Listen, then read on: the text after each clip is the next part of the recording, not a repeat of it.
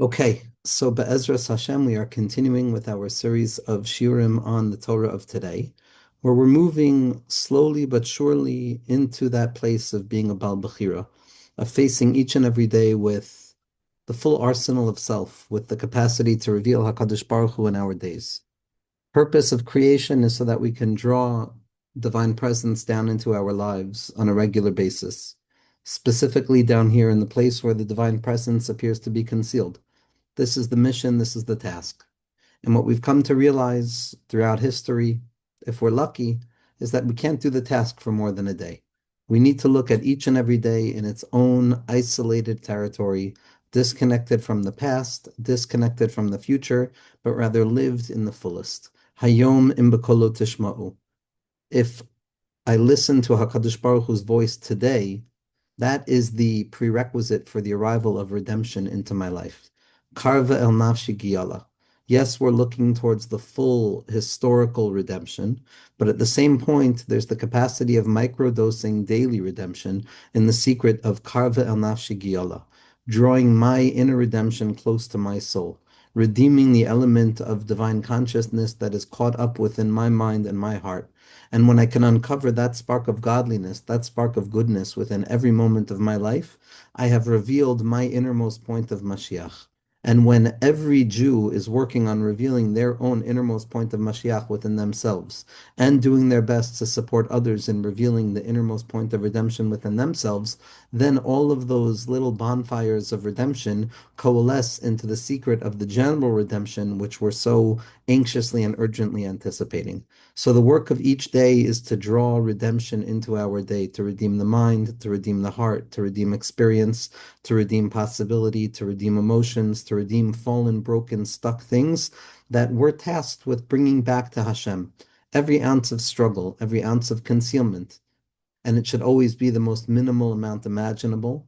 But there's no way of experiencing life without that experience of those Yisurim, that awareness of distance from God, the awareness of constriction. And when we're able to lean into each and every one of those moments with the singular task of drawing the light of godliness down into this experience, revealing the innermost potency within the self, to face, to engage, to gaze unflinchingly at this world and to realize what the purpose is, to reveal the light of godliness in this moment. When we draw the light of godliness and calmness and comfort and faith and structure and sturdiness into this moment, we have the capacity with our eyes and our ears and our nose and our mouth and our hands and our feet and our stomachs and our mind to awaken the presence of godliness. This is what it means to become a Merkava for HaKadosh Baruch Hu, where every ounce of self, my desire, my wisdom, my understanding, my knowing, my loving kindness, and my desire to extend outwards, my constrictive contraction into the self and the retreat inwards, the unity amongst those two polar opposite traits and the secret of Tiferes, my willingness to endure difficulty, my willingness to be grateful and acknowledge powerlessness in the moments of breakthrough, to connect, to bring out revelation for God. All of that is what it means to be a Merkava. The Merkava is a vehicle. The self is a vehicle to reveal the light of God in the territories wherein the light of God is concealed. That is the daily task. That is what we wake up each day with. And when we draw godliness into our lives, when we draw consciousness of all rightness and unity, and a unity that far exceeds the capacity of the mind to conceive of it, a goodness that far exceeds the ability for me to reasonably assume that goodness is going to appear. The more difficult it appears, the more powerful the faith-based goodness that we self-sacrifice ourselves for, to bring godliness into the day, to bring emuna, to face difficulties with courage, with calmness, with an inner quietude that knows that in spite of whatever the struggle is, there is a calm space that is prior to and purified from the struggle itself. That becomes the Hashras Hashrina. That's the goal of what we're trying to do. And we've spoken about the different stages of doing this. First, we spoke about the need to be Metamselves ourselves, to create, just as God creates, so to speak, an empty space wherein possibility can unfold. So too the self needs to contract its mind and its heart to make space, to retrieve free will, to retrieve the singular most true thing about ourselves, which is that we must reveal godliness through our own consciousness. Yes, every ounce of godliness that can be revealed through our own consciousness and our emotional consciousness is but a gift from God. Because ultimately, there's no amount of effort that can theoretically earn the ability of revealing the light of godliness within our own most separation. Yet, nevertheless, the gift that God gives us is to be the owners over the process, to live with a belief in Bechira, to live with the belief that everything in the entirety of existence has led me to this point in this moment today to make the right choice to reveal more godliness, or, God forbid, to make the opposite choice and conceal more of godliness. Each person has to see their lives as that. Yes, we're conditioned before and after. Yes, we operate in a flow that far exceeds our awareness, but in the end of the day, the thing that we have to self-sacrifice for is the belief in Bechira, that HaKadosh Baruch Hu wants us to choose and volitionally reveal His light in our lives. Why? Why is it like that? Because there's nothing more distant from godliness as the individualized ego. There's nothing more distant from the illuminating light of infinitude than the finite nature of self and all of its complications and considerations, and the rabos machshavos b'leiv ish, the many, many thoughts that unfold within the heart of man, the cheshbonos rabos that we populate our minds with and that populate the existence of our day-to-day lives. That feels so separate from God. It feels so far from the illuminating light of the infinite, the Or Ein Sof Mamish, which somehow, some way continues to be as present as it was prior to the creation of the world. Our own most egoisms and our selfhood appears to be the polar opposite of that illumination of God. We are the Dira B'Tachtonim. Our mind is the lowest imaginable place in which godliness can be revealed, because we operate with a sense of power. We operate with a sense of being separate and opposite the annihilating light of godliness. And there's so many proofs that support this belief that we operate with, that we're separate. History supports that belief. Being a separate creature supports that belief. The emotional pain that we go through and the emotional excitement that we go through, the concerns and the hopes, all of these things feel so individualized and atomized and separated within the mind of the individual and isolated and lonely in that place, that we come to assume that we are actually functioning separate and apart from the infinite vitality that the will of HaKadosh Baruch Hu is breathing into existence at every single moment. There is no farther place than that. This is the purpose of creation, for there to be a place where it is possible to come to the misconceived conception of the fact that, wow, perhaps I'm separate from God. It demands so much constriction and concealment for the infinite light of HaKadosh Baruch Hu to bring us to such a place. So what's the purpose? The purpose is that when we can reveal God in this low place, in our own individual minds, in our own individualized, very often isolated and somewhat alienated sense of self, that here too, in this hopeless place, in this dir b'tachtonim, in this garbage dump where HaKadosh Baruch Hu wanted to build His palace, that even here I could reveal the light of God. And when we reveal the light of God within our experiences, when we come to find that even that element of anxiety can be settled by the light of godliness, even this thought can be drawn back to the center, what we do is we reveal the light of HaKadosh Baruch Hu in the furthermost places. When we talk about Mashiach Tzidkenu being found in the Krach Gadol Shebaromi, that redemption rests in the great city of Rome, the great city of Rome is our own mind. Viram levavecha v'shachachtas Hashem, where our hearts grow haughty and we forget about God. The haughtiness of the heart is not arrogance. Who can be arrogant? Who's foolish enough to think that they can be arrogant nowadays? The haughtiness of the heart is coming to believe in ourselves as separate creatures from God, that we take our selfhood too seriously. We forget about the nothingness that rests at the very core of the self, and which the self is perpetually returning back to. So we're tasked. The task is there for us to reveal godliness in our experiences.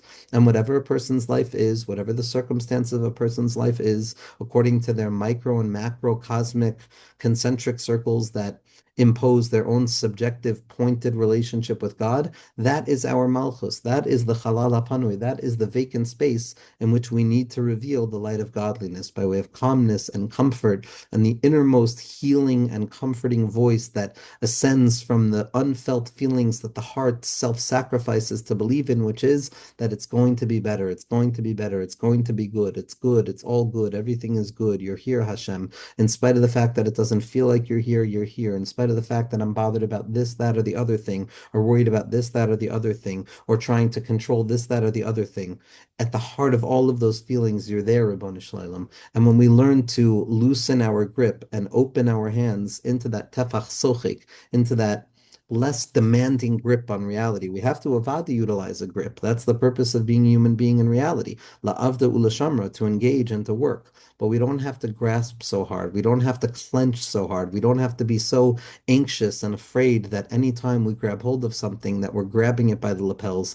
We can walk with laughter. We can breathe deeper, safe with the knowledge that everything is a schoik, everything is one big laughter of HaKadosh Baruch Hu waiting for Mashiach Tzidkenu to be revealed. And when we can loosen our grip on the seriousness with which we face this worldliness, which is far too serious to take seriously, then we open ourselves up to the possibility of revealing the light of HaKadosh Baruch Hu in our lives. So we spoke about the need to be Metamselves, to create the empty space within the mind and within the heart, so that each day feels like a tabula rasa, a clean slate in which we now have the choice to reveal the light of HaKadosh Baruch Hu again. And what we spoke about last week, what we tried to bring out last week was that when faced with this openness, when faced with this pure possibility of the landscape of the incoming day, it's all too natural to want to fill it with content.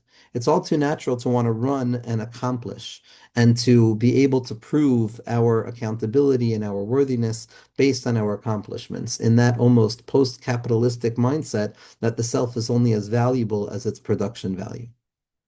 So we spoke about the need to precede the expression of the self with a retreat of the self, to create the boundaries, to create the gradations and the shapes of what our day is going to be like, to create a space, to create a makom. Once that Simpum has been made, once pure possibility is revealed, our job then is to first and foremost set the boundaries and the limits of what we are going to try and do today, what we're going to expect from ourselves today, and the territory in which I'm going to function today. A person who does not have a bounded nature in which their day is going to unfold has already exposed themselves to the all too natural overwhelmingness of reality.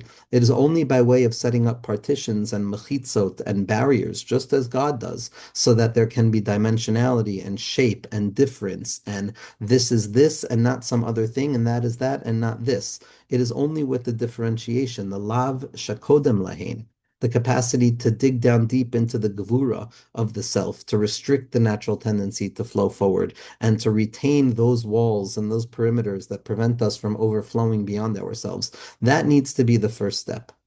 What the Maharal describes as Shmira Saseder. For the Maharal, mitzvahs lo saseh are Shmira Saseder, and mitzvahs aseh are Kinyan Hamaila. Meaning to say, like we spoke about last week, that there's two gradational points within the self. First, there is the guarding of where I'm at, and only then can there be the extension outwards for the desire to grow from where I am. And what we spoke about last week was the importance of starting with the mitzvahs lo saseh, starting with the guarding of where I'm at, not inundating myself with unmanageable expectations, but being okay with that. This is what my day is going to look like. This is the structure of my day, and this is the seder of my day. That is where we left off. That is the full and completion of the tzimtzum of the self. We create space, and then within that potential space, we create actual boundaries and borders, which are now going to demarcate the territories in which we're going to try and express our emuna and our ratzon and our das and our ava and our yira and all of the elements of self. So first, there's the structuring of the territory in which the self is going to function, and that's where we're up to right now.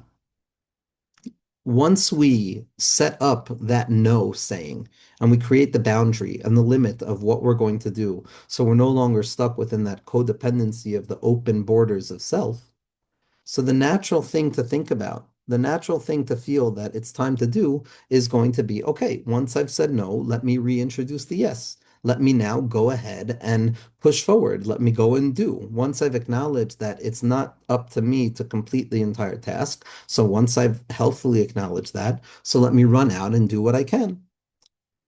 Prior to getting to that place, which we're going to get to, prior to entering into the territory of productivity and the ability to do and to accomplish and to extend outwards and to create rectifications and unifications, we're going to pause for one more moment prior to extending ourselves outwards.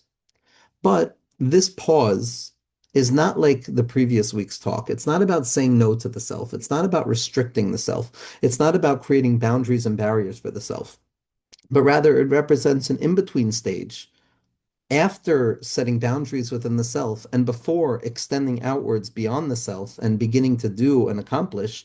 This intermediary stage is perhaps the most fundamental point of awareness that we have to draw into ourselves. And it's what we've been discussing in the classes on the Ramchal's Adir Bamarom, and what we're discussing in the Mittler Rebbe's Shar HaYichud. In both Shirim, we're really up to the same point, Baruch Hashem, and that's what we're going to be discussing today as well. And that's the nature of the rishimu, the irreducible trace that remains. What we've spoken about in terms of the self is the Simpum of the self. We've created a vacant space within ourselves in which we are going to now reveal our worlds. We're going to fill our world with goodness and positive things.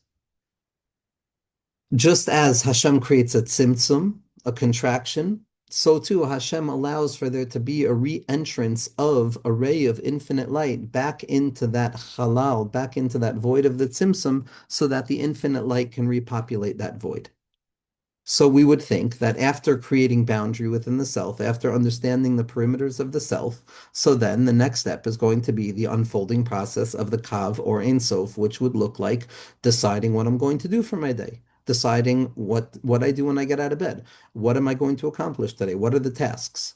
But what we've learned from the tzaddikim is that in between the initial act of the tzimtzum, which is that initial contraction and making space, and the eventual kav, which is the externalization and the extension downwards in the form of practical observance and engagement, what we have to come to terms with is what is taking place in this empty space. Because at first glance, it's an empty space that we've just created boundaries of self for, which is now standing in the need of fulfillment. But the danger of thinking that the tzimtzum actually leaves an actual empty place within the self is that our accomplishments and the reservoir of strength from which we're going to be drawing for the incoming day is going to be limited. Because if there's a tzimtzum of the self that leaves me completely empty and I've created those boundaries and now that empty space just needs to be filled, so then whatever fills that empty space is going to be quantifiable. Because there was emptiness and then there's something that enters into that emptiness. And so all that I have is that new measure of light that has entered into the emptiness. And if we were to go into our days trying to be productive in that way, of realizing, okay, Hashem, I am creating an empty space within myself, I'm creating boundaries of self, of what I want to expect for myself, and now I'm going to go out and do. So we're going to feel that each and every accomplishment that we have, every ounce of strength that we have, is also at the same point a depletion of the reservoir of my strength. That there's a certain measured amount, a quantifiable amount of light that comes back down into the self after the contraction. And what I have is today's keep, that limited amount of soul stuff that can be expressed. But this is where a proper understanding of tzimtzum comes in handy. That we now know, based on what we've been talking about, that the tzimtzum is not an actual tzimtzum, that the contraction is not an actual contraction. The emptying out is not an actual emptying out. What we're doing is we're filling ourselves with space. We are actively creating space. By actively saying no, by actively creating boundaries, by actively emptying out the mind and emptying out the heart and refusing to allow ourselves to be carried away by the natural proclivity of the self to be carried away, what we've done is we haven't reduced or negated something, but we have actively affirmed limitation. And this active affirmation of limitation, this revelation of strength within the self that says, I am revealing myself by way of an empty slate for today, that's not empty. That is not an emptiness, but rather that is a fullness. It is just a revelation that appears to be empty. This is what's really happening in the halal of the tzimtzum. After the contraction of the infinite light of HaKadosh Baruch Hu, after the Tzimtzum, before the Kav comes back down, we come to discover something called the rishimu. The rishimu of Or Ein Sof, the irreducible trace of the infinite light that remains in the void even after the departure of that infinite light. What led the tzaddikim to come onto this notion of the irreducible remainder of infinite light that remains even after the departure of infinite light is the very simple axiomatic truth that infinitude cannot be contracted. If it's truly infinite, it cannot be contracted. At the same point, it has to be able to reveal itself in the way of being contracted. And in the heart of this paradox, what the tzaddikim reveal to us is the secret of the rishimu. The rishimu, the irreducible trace, is the shape of the emptiness of existence, the shape of the emptiness of ourselves. But when we come close enough to look at it, it's nothing but full. It's filled with this thing that appears as empty. The rishimu is the active presence of emptiness rather than the present nature of something that is no longer there. The rishimu is the fact that I am revealing myself in a quiet, measured, empty slate, but this is not an emptiness that now is devoid of content, but rather it is filled with content. It's just that the content is the inner sake of patience and withholding prior to expression. To phrase it differently so that we make sure that we're drawing this down into the position of self, that when we wake up in the morning, and the first thing is that we empty our minds and we empty our hearts and we set the barriers and the perimeters of self. Instead of looking at the self as empty, instead of looking at this landscape of self as yet to be determined, what we have to dig down deep into is the secret of the rishimu. The rishimu of the self means that when I'm holding myself back, I have not contracted or retracted or lost any of the true strength of the neshama. The thing that is going to give me power to face today, the thing that is going to enable me to be an Eved Hashem today and face the menios and face the contraction and face all of the struggles and come out on the other side with a light of faith and joy and goodness and gladness and redemption is the deep-seated belief that we must sacrifice ourselves for, sacrifice our minds for, is that we are filled with endless potential. That the rishimu of Or Ein Sof within the neshama means that even though it appears that the self is operating on empty right now, that emptiness is filled with infinite potential. That emptiness is an irreducible trace of some infinite thing that is no longer actively present other than by way of its contraction within the self. The rishimu, that blank slate of self, needs to be seen not as, okay, whatever I accomplish today will be the sum total of what I accomplish, but rather it has to be, I can accomplish anything today.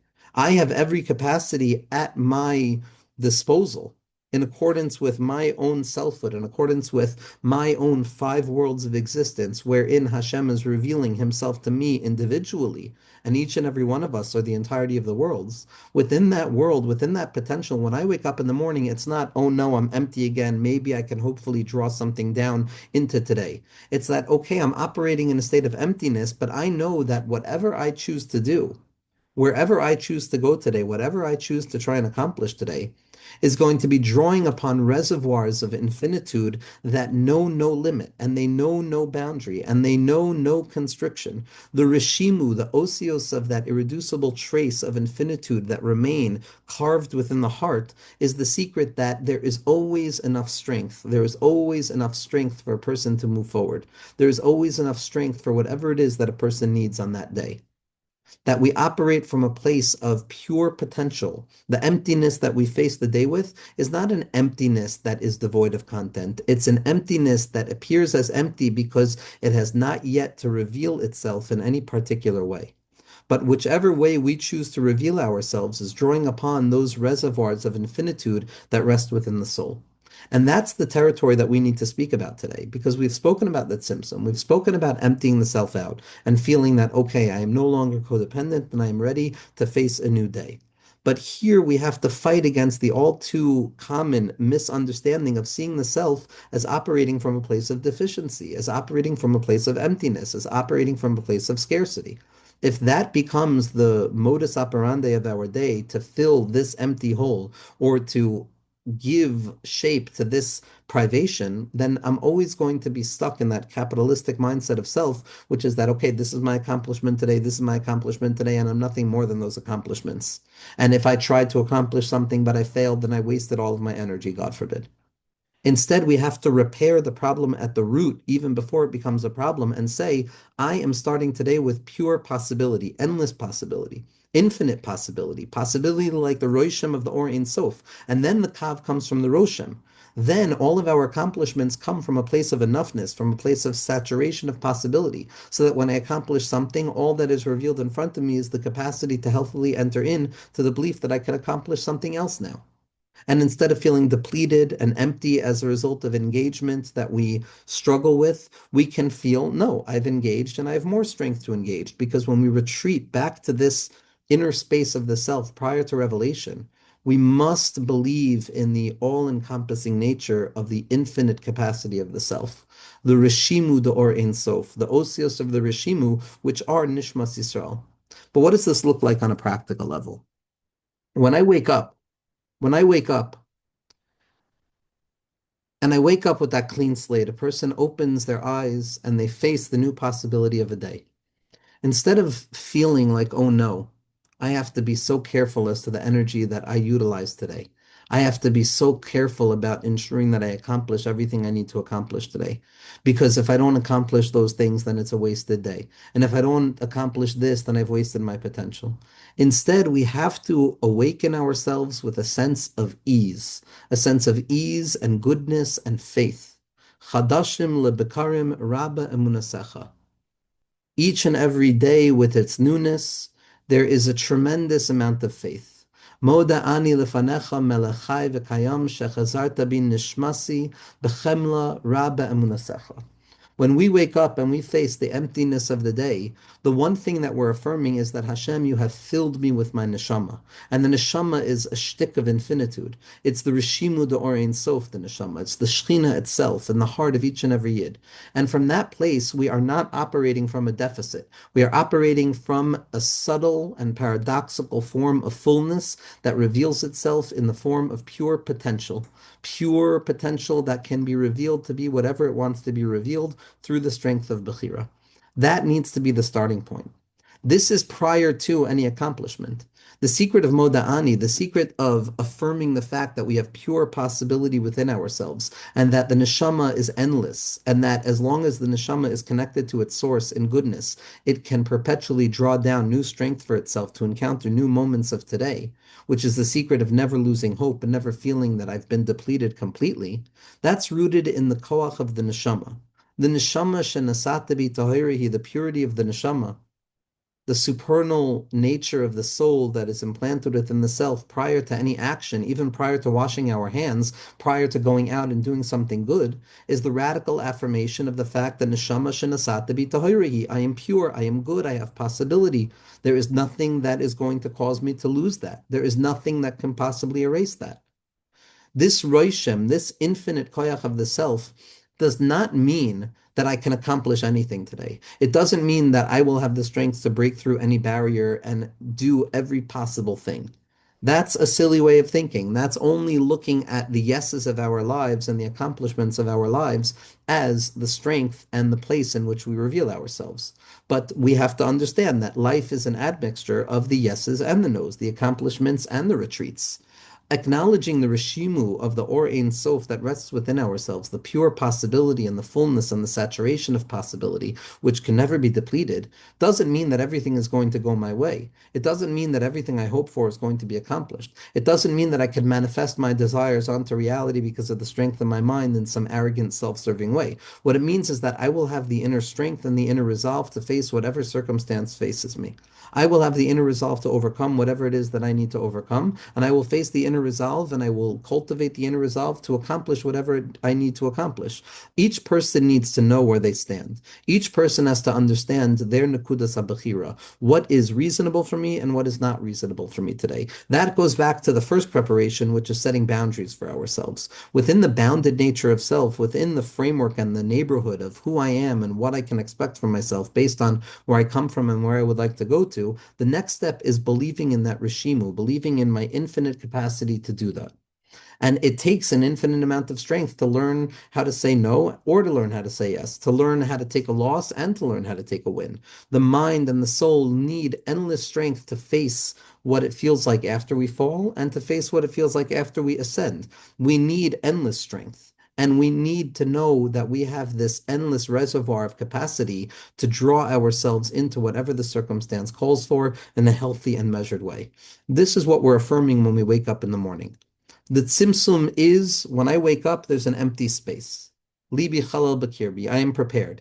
And I set the boundaries of my day. But then before I run out of bed to wash Netilas Yadayim and say, okay, let me bring the kav back down, let me illuminate my day, we first have to pause for a moment and say moda'ani, and that is where we acknowledge that there is endless capacity within the self. There is nothing missing from the house of the king. My neshama is tahor. I have the capacity, if I can mind my day properly, to do what needs to be done. Each and every self needs to awaken with this strength. If we awaken in any other way, we're going to live our days with disabilities. We're going to live our days with self-created disabilities, a disability, a limiting mindset that says, I can't do this, or I can't face that, or I can't overcome this. No, a person can overcome what is reasonable for themselves. A person can accomplish what is reasonable, and a person can transform everything that feels empty or a loss or missing the point as moments of tshuva where I'm still utilizing the full potency of my mind and my soul. I'm just learning about Hashem in a different way than I do when I accomplish things.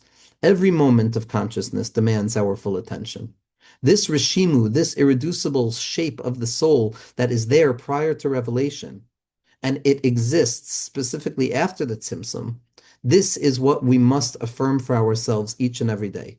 Rabbi Nachman describes it in a profoundly modern and beautiful sense when he says as follows, when describing each and every day. He says in the 54th teaching that a person must be very, very careful to guard their memory and not to fall into forgetfulness, which is the aspect of the death of the heart. Memory is rooted in this rishimu.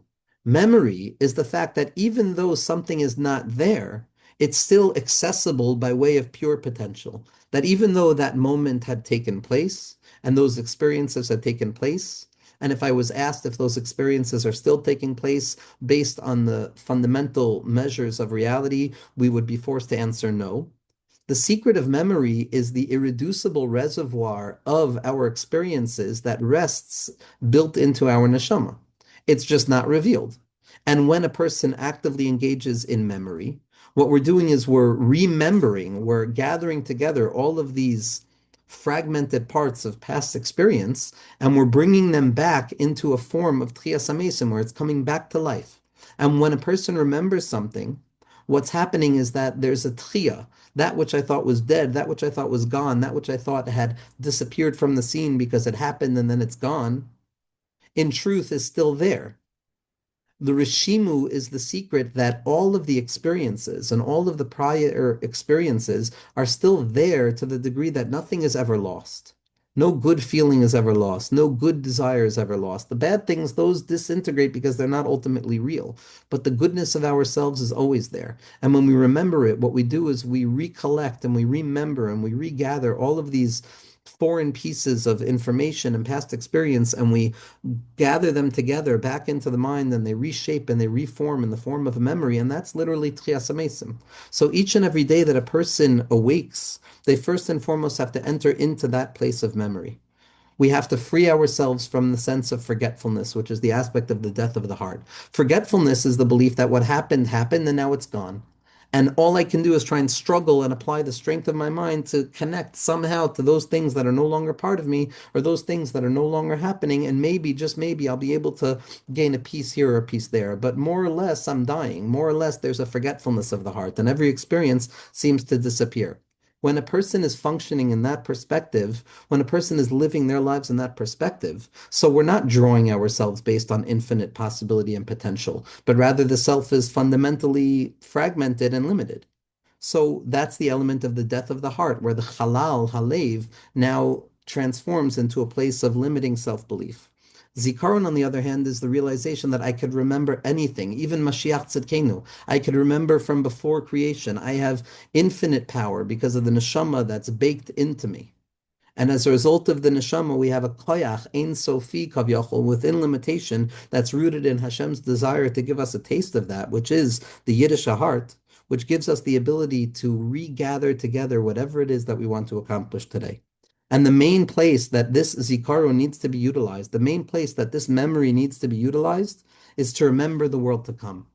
To remember the world to come, the Alma Da'asi, which means the perpetual overflow that is perpetually descending down into our minds. Nahar yoitze Eden lahashkes asagan. The neshama is the river that stems forth from Gan Eden, from Eden's Tima'a, from that hidden place of wisdom that Ayin le'ra'asa Elokim zulasecha ya'asa lemachakelo, that place of the self which has not yet been perceived by the eye, but it rests reserved for those who are patient. There's a nahar, there's a nehiru deresha, there's the light of the neshama that flows down like a river of light, and it reminds us of the alma the asi tadir, that a person has endless possibility, that the world to come is perpetually dripping into this world itself, that we shouldn't think, God forbid, that all that exists is the world of today, is the world of right now, where my resources are limited because I'm drawing on emptiness. But rather, we should connect our minds to the world to come, to the secret of the unity of Hashem HaElokim, the secret of the endless process of infinite light that is dripping down into our minds at any moment.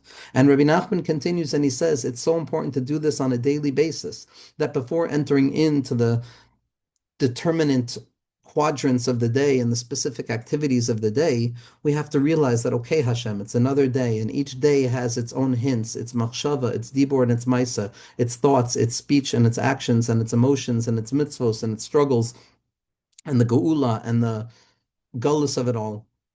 Each day has its own piece, and I have to remember that each day you give me the strength to find you today. This is prior to going out and finding Hashem. This is prior to actualization. This is the preparation towards actualization, the recognition that there is an infinite hidden thing within me that will only take shape when I utilize it in a practical and active way. But before I begin to utilize it in an active and practical way, I have to affirm its presence. Yitzias saddic min ha'ir nasa roishem. That saddic is what we want to do in this world. Amir kulam tzadikim. We want to go and accomplish. But we have to remember that when we go out of ourselves to accomplish, Yitzias saddic min ha'ir, we go and accomplish. That's the secret of the kav going back down into the day. First, we have to realize that na'aseh roishem, it's drawing upon infinitude, it's drawing upon pure possibility of elikai neshama shenasata bi tahoirahi. It's purified, it's good, it's rooted in the tihiru ilah, it's rooted in endless possibility of being a yid. That we have to enter into the day with a silent strength of, I can do it today, Hashem. I can find you. I can face the struggle. I can face the difficulty. I can face whatever fears that I have entering into this day, whatever anxious feeling I have at the pit of the stomach upon wakening. I can do it. With you, Hashem, I can do it. I remember the world to come. I remember the rishimu. Shomer nafshi ki chasadani, the rishimu, this irreducible trace of possibility that remains even after the Simpum, in the secret of the plain state and the non-expressed state of the soul in its pure possibility and potential, which is unlimited. It demands memory. Va'aviv shamar es hadavar. Yaakov Avinu guarded the matter, waiting for Yosef HaTzadik to return. Again, Yosef HaTzadik is like the kav that goes out and it accomplishes. But Yaakov Avinu is the seichel of the Jewish mind, which is shomer es hadavar. Shomer is the same letters as rishimu. We guard it. We remember the fact that even though we're going to express ourselves outwards, and even though our day is going to have a particular mark of accomplishment and failure, nevertheless, that does not dictate the pure possibility that perpetually exists within the self at any moment that I choose to be mechadesh myself. Upon his chadshus, chadashim lebekarim rabba emunasecha, we awaken and we reattach ourselves to the irreducible trace of fullness, the fullness of the Jewish self, the saturation of the Jewish self, the endless expression of the Jewish self. We remember that. We awaken and we say, we know where we come from. Rabbi Nachman says there's no greater rachmanus. There's nothing more pathetic and sad than a neshama that doesn't know from whence it came. When we get stuck in the constriction of it all, and we forget about our ever-present, never not present ability to renew ourselves from the very beginningness of all things at each and every moment we so choose. Va'aviv shamar es hadavar. This is the secret of the Shamir Worm. The Shamir Worm is the same letters as rishimu, and the same letters as Shamar, and it also represents this secret of memory. And Rabbi Nachman teaches it in a different teaching about, we spoke last week about creating the barriers and the walls of our mind and the Simpum of our day. But in order to build the Beis Hamikdash, those stones have to be cut through, and we have to create new shapes and new experiences. The way that those stones and the boundaries of Yerushalayim were carved was with the Shamir Worm. The Shamir Worm is the secret substance of the mind, that secret place of the mind, that infinitude that drips into the mind from the Nahar Hayotzim Eden, the Neshama Shenasata B'Tahirahi, that place that I tap into prior to Nitil Sedayim when I say Moida Ani Lefanecha Melachai V'Kayim, that Moida Ani Lefanecha Memale Kol Almin, Moida Ani Lefanecha Melachai V'Kayim, that I'm filled, I'm saturated with goodness. That's the place that the Shamir Worm comes from, that severity of the mind that now has the capacity to go out and try and accomplish things without feeling that my accomplishment is going to be to the detriment of my possibility, but rather realizing that the potential and the possibility of the self remains ever present even after particularized expression. This is the Shamir Worm, this is the Roishem, this is Aviv Shamar Sadavar. Rav Tzadok HaKohen Milublin explains this is the state of self that is always in a process of being doresh the Roshem, searching out that irreducible trace of HaKadosh Baruch Hu's presence. Because when we find ourselves lost in the midst of the day, having forgotten about our endless possibility of being mechadesh ourselves, chadashim lebekarim rabba munasecha, so then we find ourselves distant, and we find ourselves having falling into a territory of scarcity and lack and not enoughness. And in that place, we have to uncover the Roshem, we have to be Dorish the Roshem, we have to remember that Achein Atakel Mastater, yes, you've concealed yourself, but every moment is enough for me to begin again. And to begin again with pure possibility, and to begin again with pure faith in my capacity, rooted in the endless strength of the Neshama that HaKadosh Baruch Hu breathes into us, that I can do it. I can overcome whatever I feel I can't overcome. I can face whatever I feel I can't face. Even in the thoughts, we're utilizing this on the slightest levels of consciousness and on the most grandiose levels of consciousness. The status that we have to affirm before entering into productivity and after preparing the space for productivity is that my productivity is not based in an economy of scarcity. It is rooted in an economy of enoughness. There is enough, there is enough, there is enough, there is enough for each and every person, for each and every experience. And when we're operating from that place of enoughness, when we remember, when we're shomer our zikaron, when we guard that territory of enoughness that saturates the self, so then everything is going to look different. Our accomplishment-driven attitudes, which we do the second after we say Modani, we got up out of bed and we washed Netilas Yadayim, which we're going to start discussing next week. We're mamshech lekav. But first and foremost, Aviv, Shamar, Esadavar, we have to create that space of realizing that I am enough, I have the capacity to do it. The revelation of the day is my Matan Torah. But even before Matan Torah, a person has to realize that Ilu Hevianu lifnei Har Sinai v'lo nasan lanu as Torah dayenu. Had you not given us the Torah, but you brought us to Har Sinai, it would have been enough, because Har Sinai is the secret of the rishimu, the pure possibility of self prior to revelation. Matan Torah is the particularized revelations of self. But in truth, prior to receiving the Torah, we have to realize that even without the Torah, we're okay. Even without the Torah, we're with you, HaKadosh Baruch Hu. This is the big joke before Matan Torah. The Rimenover, the Heilige Rimenover, who was a Badchen Hamelech, he says, we see in Chazal that before there was a teaching, that tzaddikim would start with a milsa de bedichusa. They would start off with a joke, a riddle, to open the mind to the possibility of growth. But where do we see that in the greatest year ever? The greatest year ever is Matan Torah. Hashem gives us the Torah. He says, Anoichi. But we don't see a joke. What's the joke, says the Rimenover? Kaf alem har kagigis. Hashem made it seem that if we don't accept the Torah, then we'll be destroyed. And that was the joke that preceded the giving of the Torah. Why? Because it's a joke to think that there's anything that could destroy Nishmas Yisrael. Nishmas Yisrael is more important to HaKadosh Baruch Hu than the Torah. There's nothing in existence that's more important to God than Nishmas Yisrael, so to speak. Neshama shenasat to be tahirahi. It's rooted in the Tahiru Ilah. It's rooted in pure possibility. And every Yid has to remember that at any given moment, the person can wake themselves up 1,000 times a day and tap back into that rishimu, to be doresh the roshem, to be doresh that irreducible trace of fullness, to close the eyes for a second and to realize, I have the strength. I can. Whatever that I can is being directed into, whether it's I can say no or I can say yes, I can move forward and I can make the decision to move back. I can decide to stay, I can decide to go. I can decide to go, I can decide to stay. It doesn't matter what the decision a person is making. This is not some activism that only say yes to everything and realize that you have endless strength. That's not true because life is not an endless yes. We have to live that way sometimes, as we'll see with the Kav. But before that, we have to realize that I have the koyach, HaKadosh Baruch Hu, I have the koyach, I have the strength. I have the strength based on the fact that the tzaddikim have revealed to me that even after the concealment, there remains an irreducible trace of the rishimu. And when we can tap into that place, when we can tap into that place of moide ani lefanecha, melechai v'kayom, that I have a memala kalalman, that I'm saturated with possibility, Hashem. And wherever I go and whatever accomplishments I have today, don't hold even a candle to what I'm capable of doing. I'm going to dance and I'm going to dance even harder. As David HaMelech answers to Michal after she says, David, you've emptied yourself out like one of the empty ones. And David said, you haven't seen anything yet. You haven't seen anything yet because there's an endless strength. There's an endless act of revelation. And whatever appears to be revelation is just a candle to the luminary that rests prior to revelation. This is why David HaMelech is the one who teaches us how to wake up in the morning. That we have to be like David HaMelech, to be Ma'orer the Shachar. To let the morning wake us up is to wake up with a sense of limitation as to what I can accomplish today, as a result of having created that constricted space in the mind. But allowing myself to wake up in the morning is remembering, wait, but between the tzimtzum and the eventual expression of self, there is an active engagement with the awareness of a fullness, of v'hu ma'or hashachar. Hu ma'or hashachar, Rosh Tevas Moshe, mi bein shnei hakruvim, the sense of saturation, the das of Moshe.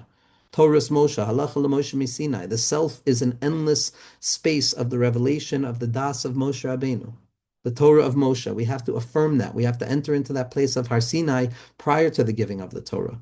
The enoughness, the sha'amar la'olam oidai.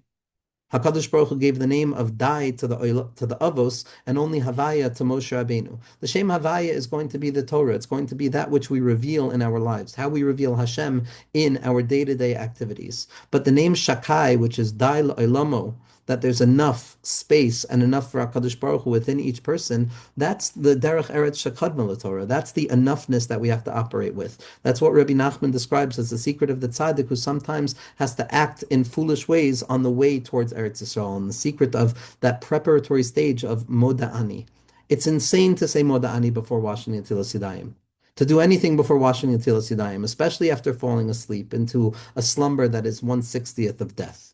But the secret, as the Lubavitcher Rebbe reveals in the essence of what Torah HaChasidus is the secret point of self that is revealed within this moment of Moda'ani.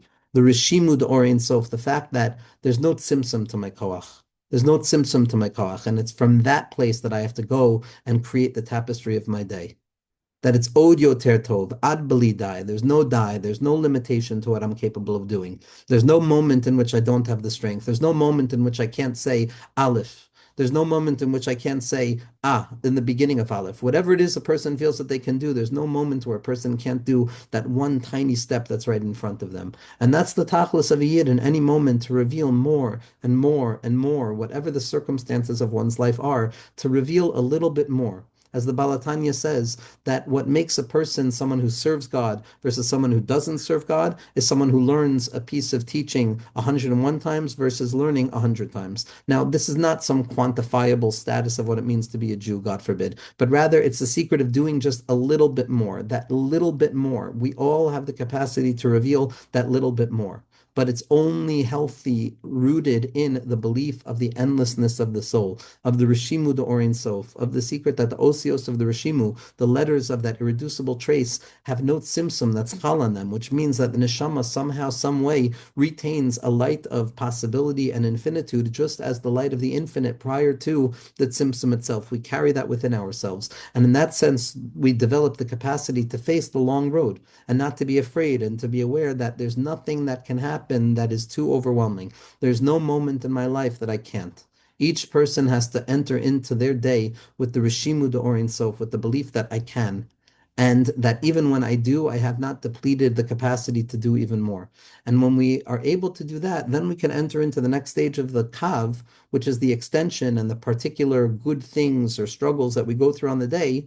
And we're not going to feel like we're depleting ourselves. We're not going to feel like we're in a race against time. We're not going to feel like we have to utilize performance enhancing substances to give us more koach, so to speak. That's a metaphor, but we're not going to feel that we're operating under the ticking tock of scarcity because there's always enough. If there's another moment, then there's enough strength to apply the light in that moment. Light in that moment. Each day with its Gan Eden, each day with its ability to enter back into the secret and the mystery of infinitude. And when we dig down deep into that and we become the generation that's Doresh the Roshem, we awaken ourselves with pure possibility. And then we can face the day. And then we can get out of bed. But before getting out of bed, before going and doing practical things, after we've already created the empty space, we have to affirm the rishimu. We have to affirm the fact that even though there was a tzimtzum in a kipshuto, and the self is always ready to reveal itself. There's never a moment where the self cannot be metchadesh itself again and again and again. And this is the light of Rabbi Nachman. Rabbi Nachman and all of the tzaddikim teach perpetual hischadshus, which means to begin again from the rishimu, to begin again from the nekudas rishimu, which is the secret that nothing is ever gone and there's no scarcity and everything is saturated, and we can enter into that place of the Zichron Mashiach ben David Avdecha. We can remember that we have the capacity to bring Mashiach today. If it doesn't happen that way, so it didn't happen that way. As the Heilige Rebbe Rayatz said that he was talking to his father, the Rebbe Rashab, once, and they were talking about a sunset. And the Rebbe Rashab asked the Rebbe Rayatz, he said, do you know why the sun gets red and the sky turns red and shades of red prior to the end of the day? And he answered that each day is a shame that it hasn't brought Mashiach. Each day is entering into the process of needing to understand what it needs to do better to bring Mashiach again. But that means that each day has to be born with the illumination of today's the day. Today is the day that we're going to bring about redemption to ourselves, to this moment, to this process, to this thing that's been bothering me, to that thought that's been bothering me, to this relationship that I'm struggling with, to this hang up that I have. And we have to anticipate Mashiach b'chol yom sheyavo. That's only done through the rishimu. Mashiach is going to be the dorshe rishumos. He's going to be the one who goes and says, no, you see, you did have koach. You did have koach. Every moment, here's where you showed your koach. Every moment of Mashiach is going to be revealing back to us how, in spite of appearances, we were moser nefesh for you, HaKadosh Baruch Hu, at every moment. We gave ourselves over to you every moment, more and more, every moment, to affirm the possibility of saying yes. And so we have to live with this rishimu. We have to awaken with a deep sense of confidence, a deep sense of confidence. And it's good because the thing we wake up to is the trace of our dreams. A dream is also rishimu. A dream is the remnant of Moichin the Gadlus that continues to express itself within Moichin the Katnas. It's the strength of mind that continues to exist within the death of the mind. The death of the mind is slumber, when the self retreats back into itself, back into the innermost point of itself, back into its Simpum, ready to face a new day. But in spite of appearances and in spite of the death-like nature, there's also the secret of to sleep pertains to dream, to uncover the light of dreams. And a chalom, which gives us the strength to face the milchama, which is the same osios, and to have compassion, which is chemla, which is the same osios, is the irreducible remainder of moichin the godless, of confidence and faith that continues to exist within moichin the katnus. And this is why Yosef Atzadik was the poiter chalomos. And this is why the entirety of the Torah and the entirety of existence is ultimately a dream that's waiting to be interpreted by Mashiach Tzidkenu in the secret of Hayinu Kechomim. But when we awake to our days and it's an openness and we're metamselves ourselves, we have to remember, what are we remembering? We're remembering our dreams. We're remembering that just as in the slumber and the death-like nature of sleep, there was still an irreducible trace of light in the secret of the dream, so too, anytime I find myself asleep today, let me remember to dream. Ani yeshena v'li bi'er. And in that place, we awaken ourselves to pure possibility, to the ability to overcome whatever constriction it is that we feel, and to face the moment with fullness, to face the moment with presence, with attention, to the best of our ability, with das, and to build the Beis HaMikdash in this moment. And once we've done that, once we've affirmed the irreducible trace of infinite light that remains even after the Simpum, in the secret of the rishimu, in the secret of Aviv Shamar Sadavar, in the aspect of the Shamir Worm, which is that precision of thinking that is drawing upon a strength that is greater than itself, and that it's a fount that does not exhaust the source from whence it comes, because it's the Nahar Hayotzimi Eden. and it has an endless reservoir of strength from which it's drawing, in spite of the fact that the Nahar distributes itself against four different directions and all different types of functioning, as we're going to see next week. Nevertheless, there's an endless presence there. And when we can affirm the rishimu, we can uncover the Dorshe Rishumos that reveal that each and every yid is a chelik in Olam Haba, which is the memory of Olam Haba, which is living our lives with the strength of the future and drawing the future into the present, which is the secret of Karda al Nafshi Giyala, Be'ezras Hashem.